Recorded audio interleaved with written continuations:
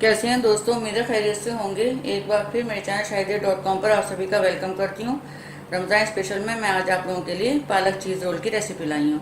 इसके इंग्रेडिएंट्स में आपको बताया चलो, ये मैंने 1 कप पालक को बहुत बारीक काट करके रखा हुआ है और तकरीबन 1 कप ही ये मेरे पास आलू हैं बॉयल मैश कर लिए मैंने। 2 मीडियम साइज थे तो 1 कप हो गए।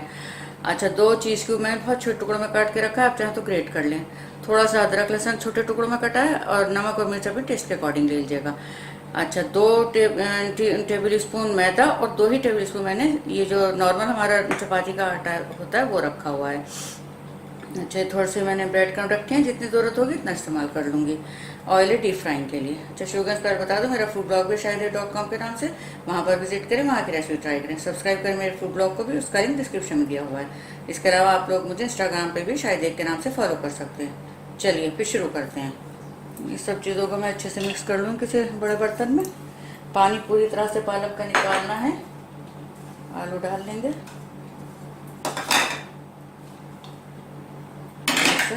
और ये आटा, इसको अच्छे सबको मिक्स कर लेंगे। और ये हमारे पास जो अदरक लहसुन है और नमक मिर्च, इसको भी डाल लेंगे और इन्हें अच्छे से मिक्स करके फिर इनके रोल बनाऊंगी मैं।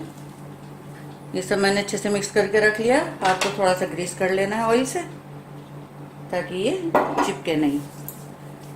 इसमें थोड़ा सा अपना ये करके,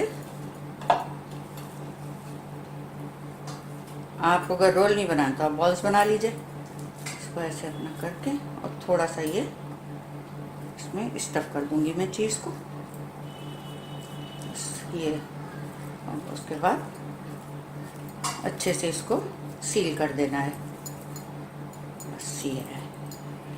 ब्रेड क्रम्ब में रोल करके सब रखती जाऊंगी मैं। इसके बाद ये देखें, अच्छे से इसको कोट कर देना है अपना। गरम तेल में इनको फ्राई करके मैं फिर आपको दिखाती हूँ।